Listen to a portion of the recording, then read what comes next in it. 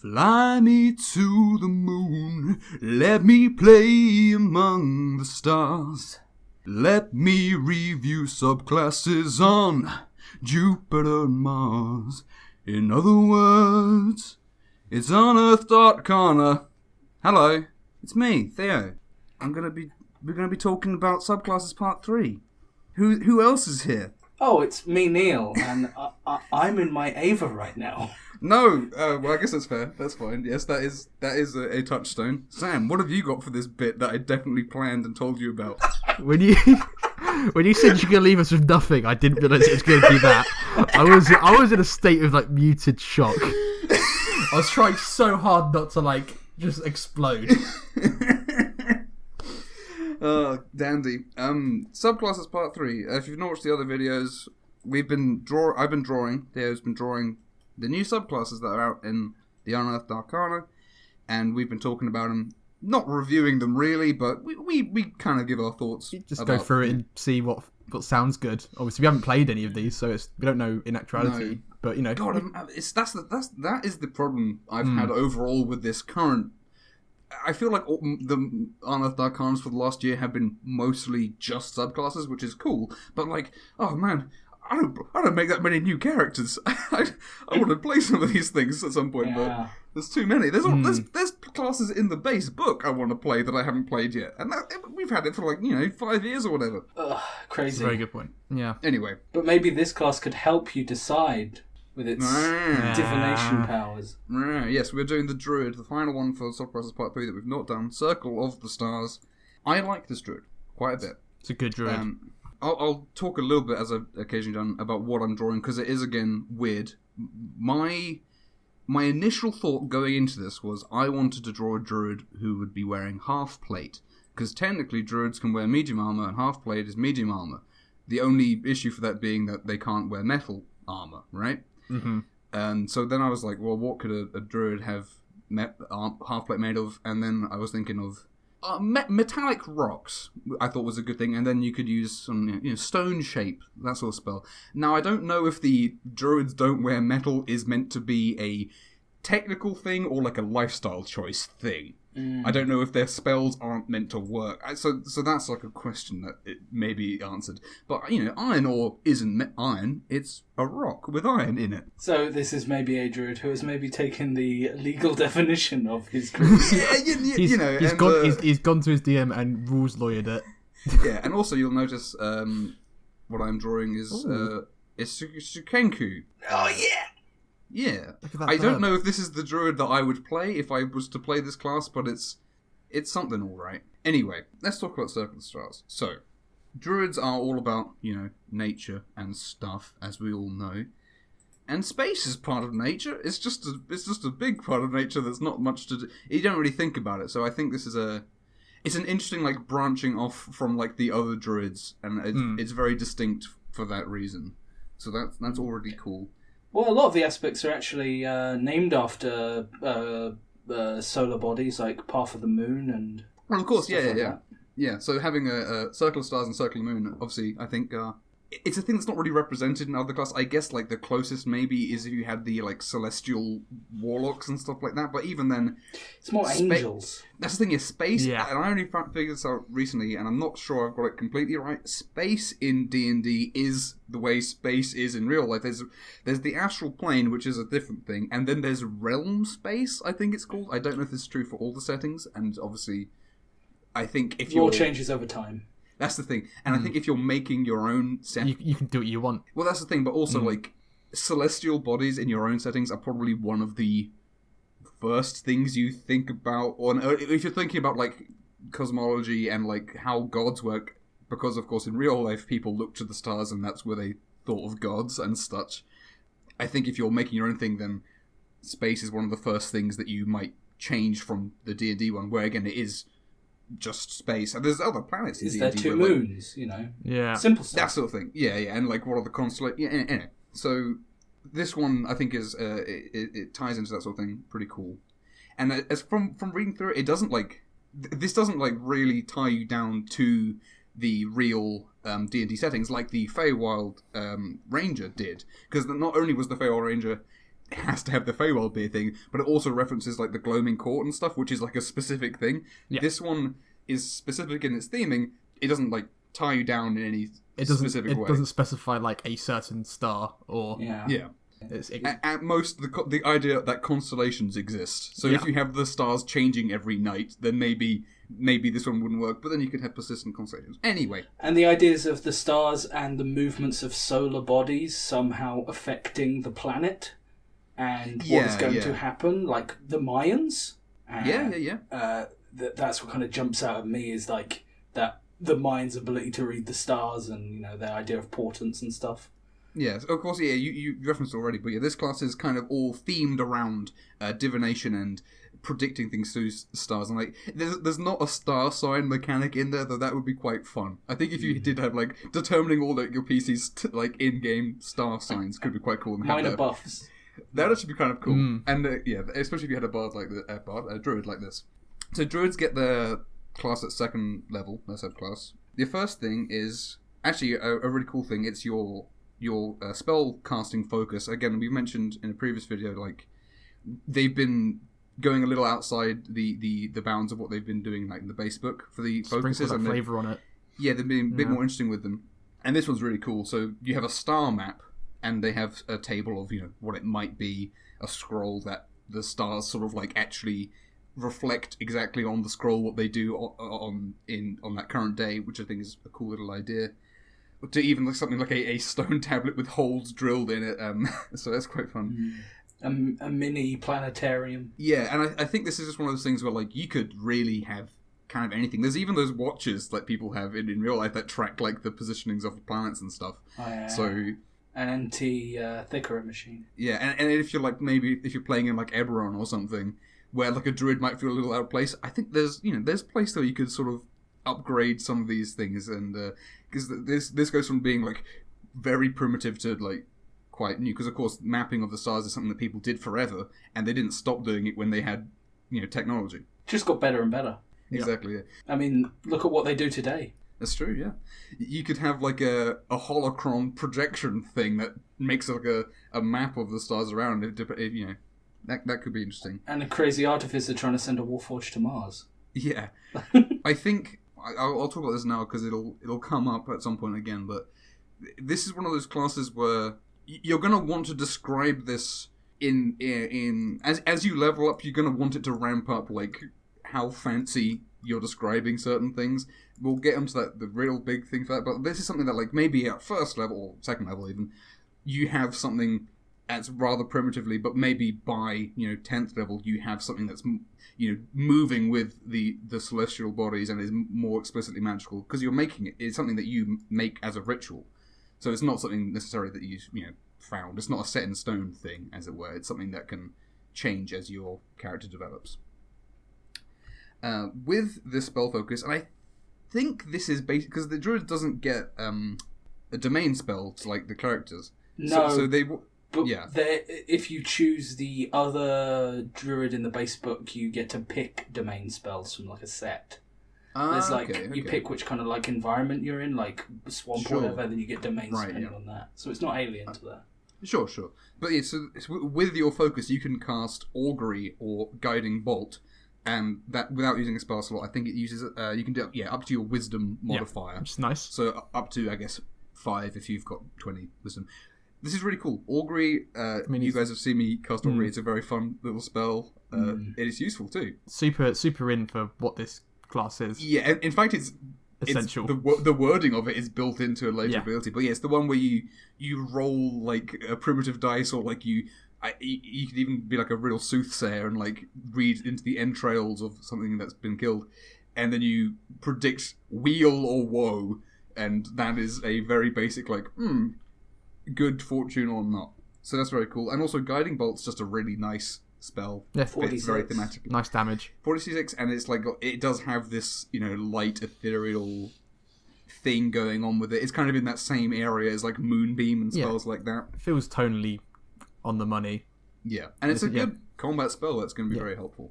So that's great. Starry Form is the thing where like this is something that I think you should be wary about when you're describing it when you're second level, because basically this is another use for your wild shape, which is something I find very cool about this class, because I like druid, but wild shape is not something that I'm super interested in, even though that's like a big part of the... You could argue it's like the bulk of the class. I just really like the druid spell list, essentially. I really like that this does not replace wild shape. Yeah. But it uses the same resource. I think you get 2 at low level. I think it's something like that. I'm sure it does go up, doesn't it? Eventually get infinite. Of course, 20th level play. And then you can start casting full spell. Anyway, but yes. Yeah. You can cast full spell as well, being a T-Rex or something. So when you're in your starry form, first thing that happens is the wording of this is kind of interesting. Your joints get like luminous star-like quality, and they glimmer, and you shed off bright light within 10 foot, and then dim light for another 10 foot. So that's already kind of strange and kind of... It's very much up to you how you're going to be describing that. How does that look to you guys when you read that? Because I was trying to think. It's weird. To me, it's almost like I don't know. A person starts getting like constellation things glowing on them. The way I understood it was like, but they're each like point of articulation is like a star, and then is connected by like a constellation line. Yeah. This won't like come into what I've drawn until like the very end, because it's like an overlay on top of the whole thing. But that's kind of how I've understood it. But yeah, this is where like if you're like your first level guy or second level guy, and you're like, it's kind of like playing an Aasimar, where like this feels like it should be very important, but you're very weak at this point. So I think this is a good opportunity to describe it in a way that's sort of subdued at low level, so that when you're high level, it feels really over the top, and it's kind of deserved at that point. I agree as well. The bit that confuses me about how it's portrayed is this next bit about it, where you take on constellations. Yeah. So the way I understood it was you'd get like a big emblem on your chest, like a knight almost, like a flag. That's the way I've understood it. I think that the points of the stars are the same, but it draws lines between them differently. Right. It's like a free-form connect the dots. Yeah, so it kind of like maybe that you'll see it'll be the regular stars, and then when you take on Chalice, I would imagine that it would temporarily draw the line Chalice, so it would connect the dots into like a chalice symbol. Yeah. And then it would fade, and then it would just be so that you notice the chalice now. Oh, because constellations aren't actually the lines; they're not. Yeah. They are just the stars themselves. That's a fair point, actually. And maybe these 3 things could be the same constellation that has been interpreted by different cultures. That's as it were. exactly what I'm going for. It's the same dots.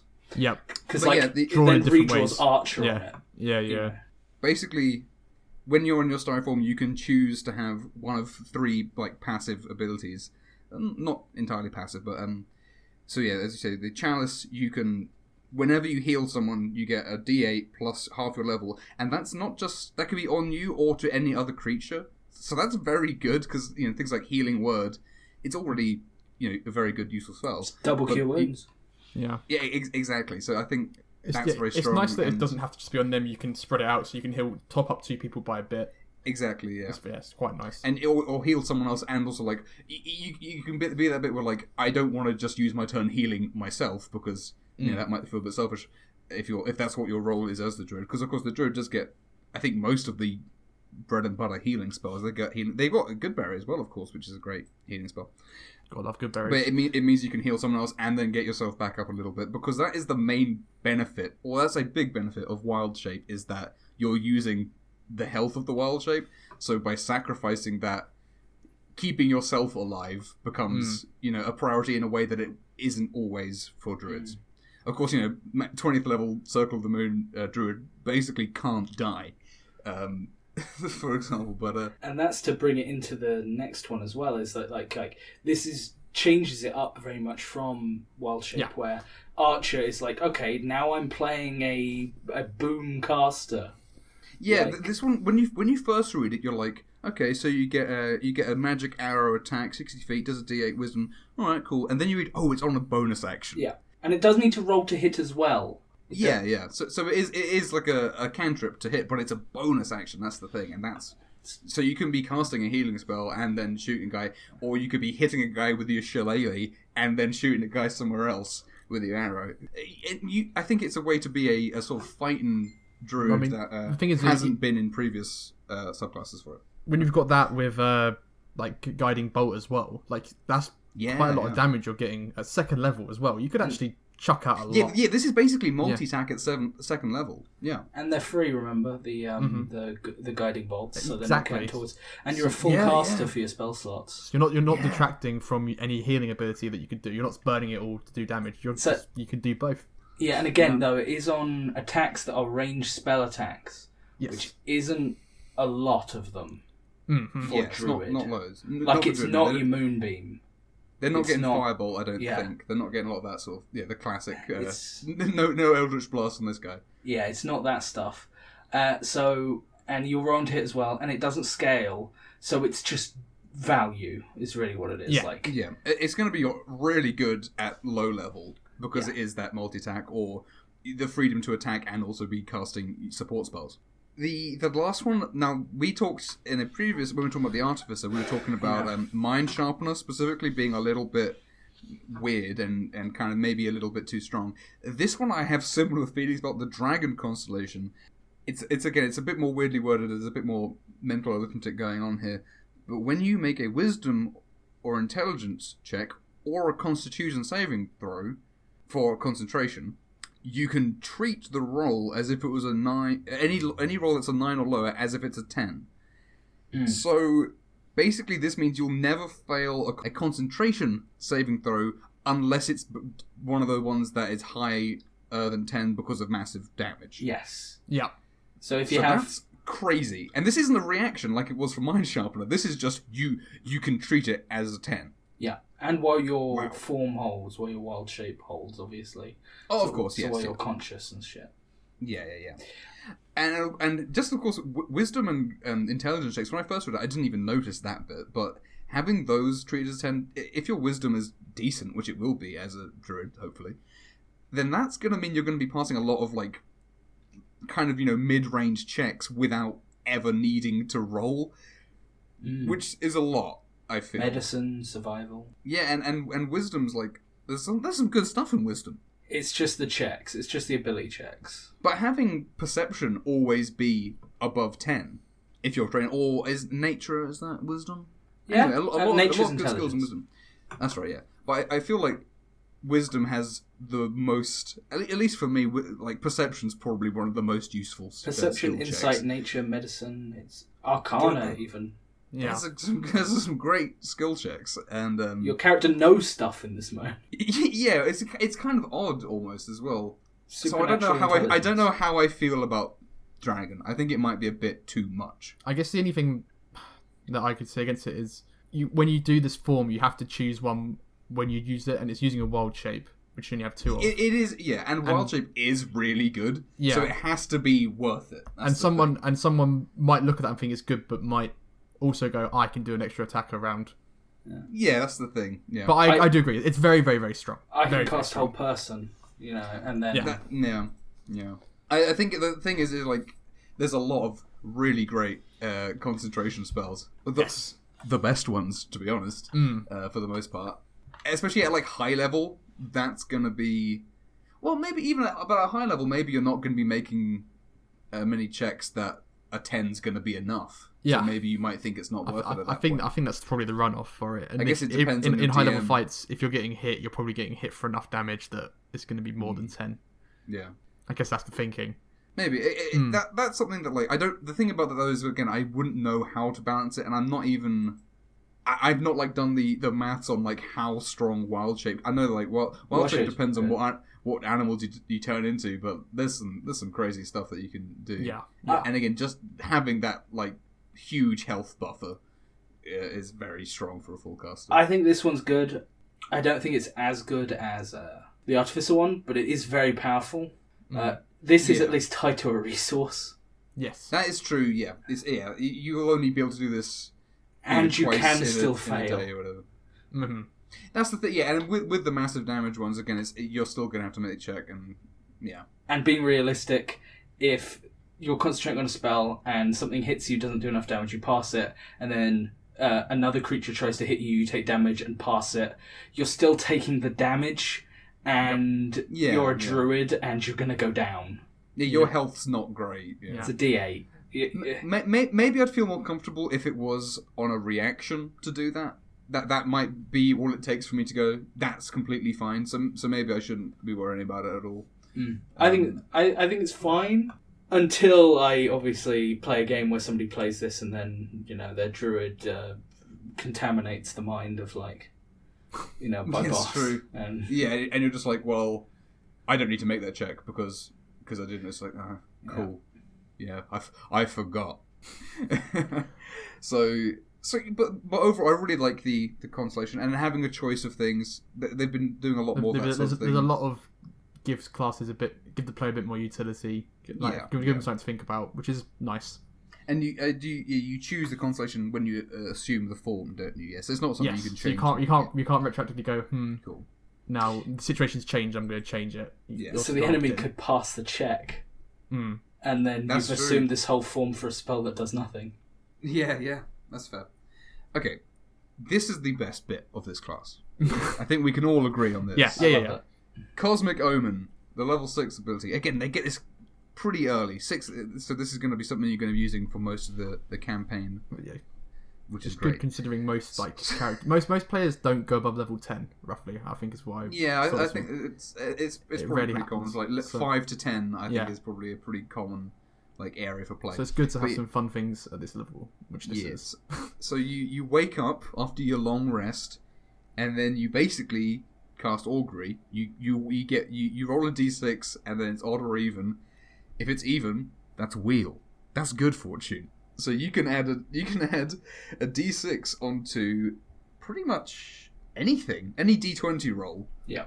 That a creature makes. So it's good fortune for your friends. Nice. You can help them out. It's a little bardic inspiration. Cool. And this is tied to your wisdom modifier again. So this isn't infinite, but it's good. And it does not use a reaction. It does. No, it is a reaction. Okay, cool. Yeah.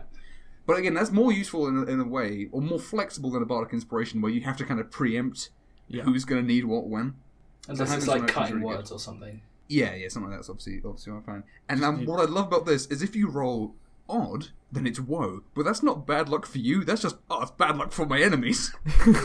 So you're the most positive guy ever. You do your divination in the morning. If you get bad luck, it's not oh man, I better be careful. It's they better watch out. I'm coming. I'm coming. I can see that. But the way it's written, it could also be woe for your allies if you're being particularly mean. If you wanted, you could put a minus a D. And again, it's just a minus D6 onto any D20 roll. I had foreseen that would go poorly. Yeah. You could make such an asshole of a character. I had foreseen it. I have foreseen it. You fool. But it's very cool. It's not super strong.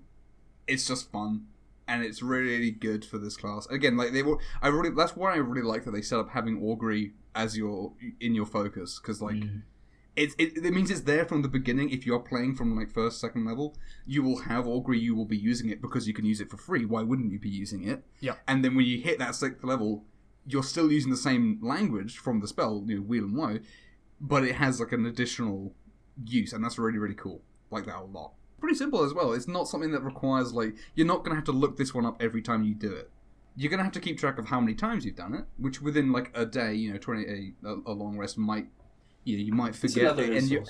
It's another resource, but you are paying attention to how many times you've been casting Augury and Guiding Bolt. So just keep a tally, and you'll be fine. And you can spend reactions on your own turn, so you can use it to add a d6 to your own Guiding Bolt hits. That's true. Yes. Stuff like that. So even if you want to be selfish about it, you can be. Yeah. Mm-hmm. It's just good, and it's very cool. Oh yeah, 10th level thing, not super exciting, but very helpful, incredibly helpful. It's full of stars. When you're in your starry form, you become partially incorporeal, which gives you resistance to physical damages, essentially, bludgeoning, piercing, and slashing. So this is obviously to offset the fact that the beast form is what's going to give you a lot of health as a druid. They want to keep you alive. And flavour-wise, it's telling you now that you're fading out. The stars are getting brighter. Yeah, it's it's clear sign, 10th level, okay, your constellation form is now really showing. Yeah. And yeah, this is when you can start like describing. I mean, you guys can now see what I'm drawing, and it's getting a bit bloodborne-y weird. Yeah. There's more to go. But yeah, I will say it's a little. I guess they might have felt like it's a little too much to give you some elemental resistances as well. So yeah, it's not bad. It's just one of those things where like, depending on if you're running like a heavy like campaign that uses a lot of like elementals and stuff, you might not be taking loads of bludgeoning and piercing damage. But they all have slams. Yeah. They'll all have slams, yes. And this isn't non-magical slashing; it's all slashing and bludgeoning in general. Yeah. So yeah, that's the other thing. Yeah. So it's very good. It's necessary. It's not super exciting, but it's still good. And of course, you're still getting all your druid like spells, which are, in my opinion, some of the coolest ones in the game. So that's cool too. The last ability, when I first read it, I didn't like it because I didn't really understand what it was, and I couldn't really imagine it in a way that I liked. I have since figured it out, at least for myself. I don't. Have you? Did you guys? Have I was talking to somebody when they first read this, and they got confused by it too.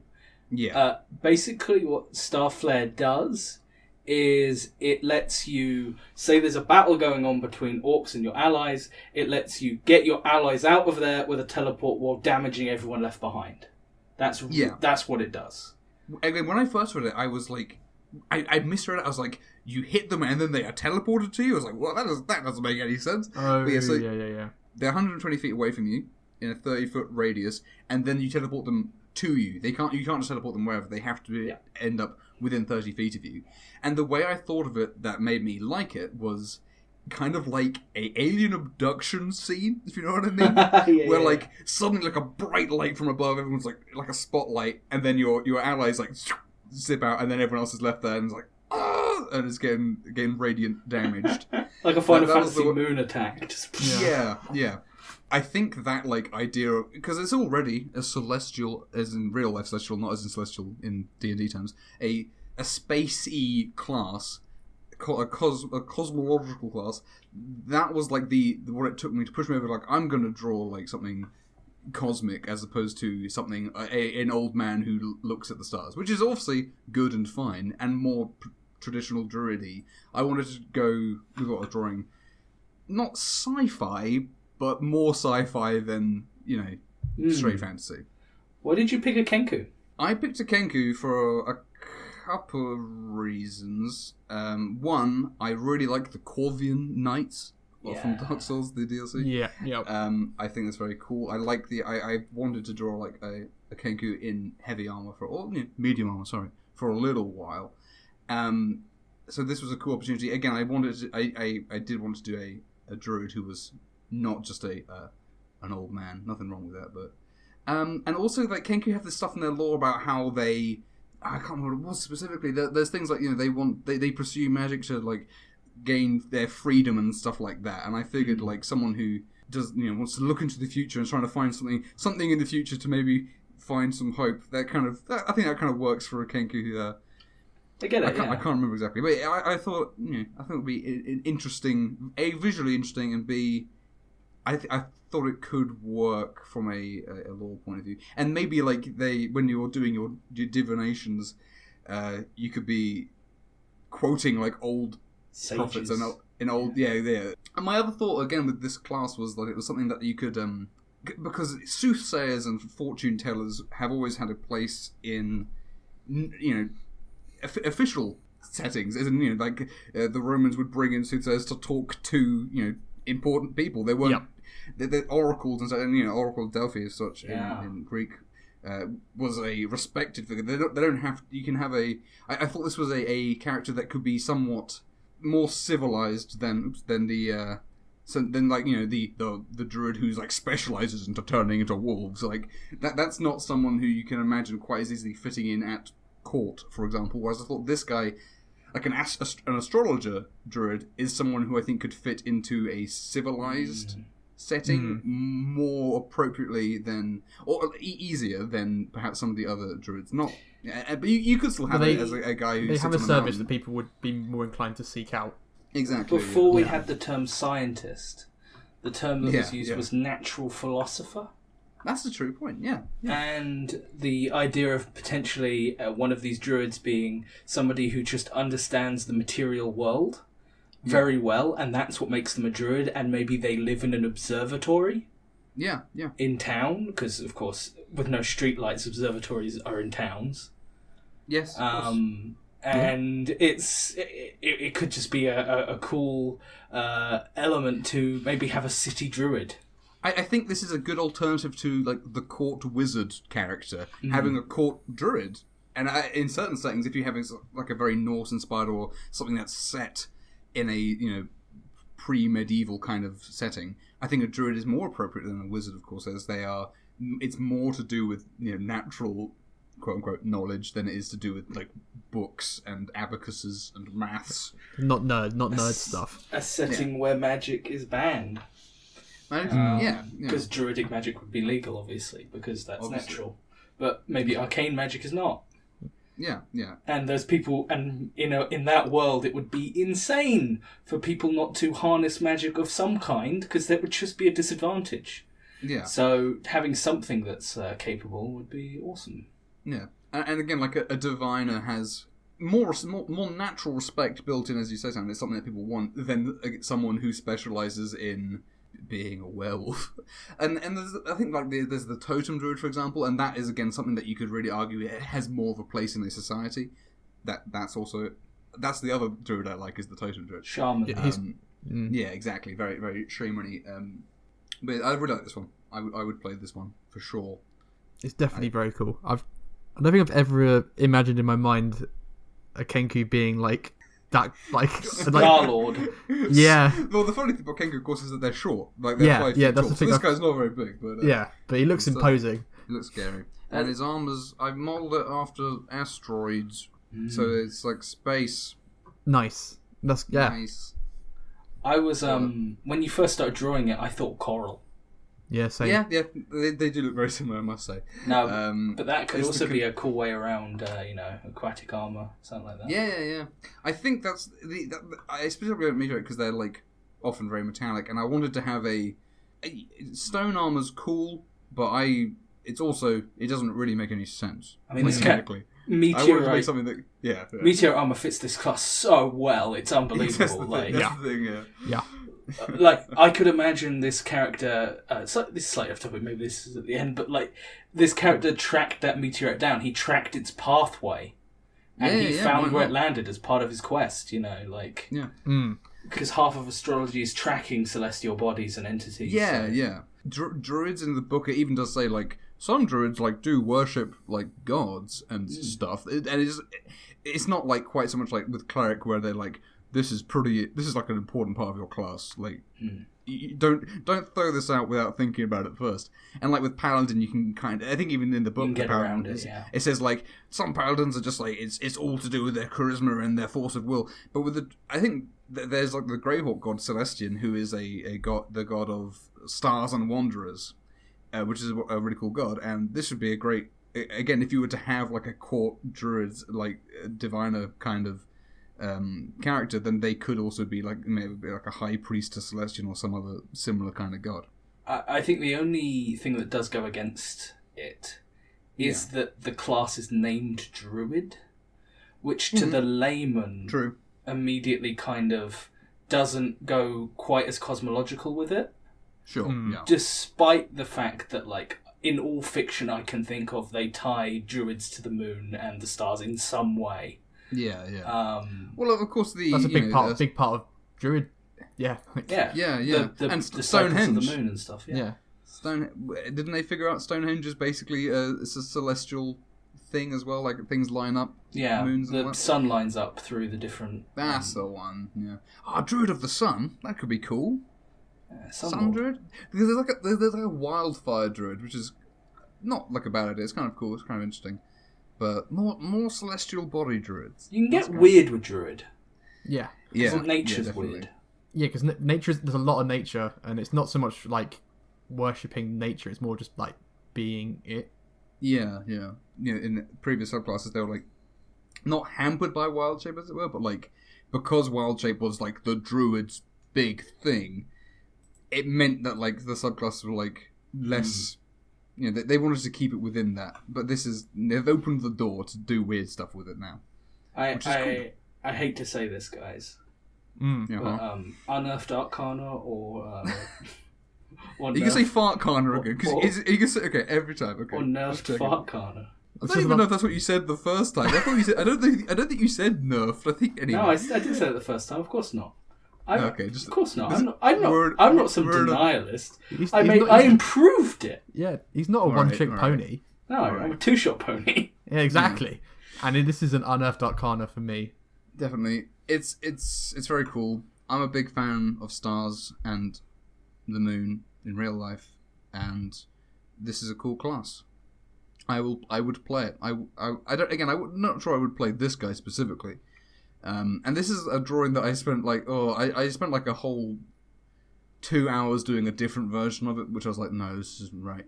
In a way, I'd prefer it if I got to draw this guy not in his starry form.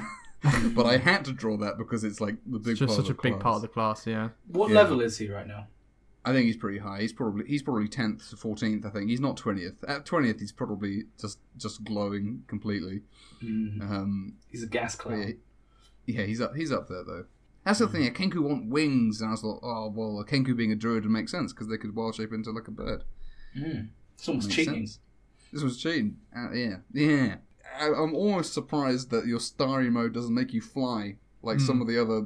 I feel like they've done it too much. They've done it too much. The flight is getting too easy in these subclasses, some of them. Yeah. your mighty star mode, and he's trudging around through the mud.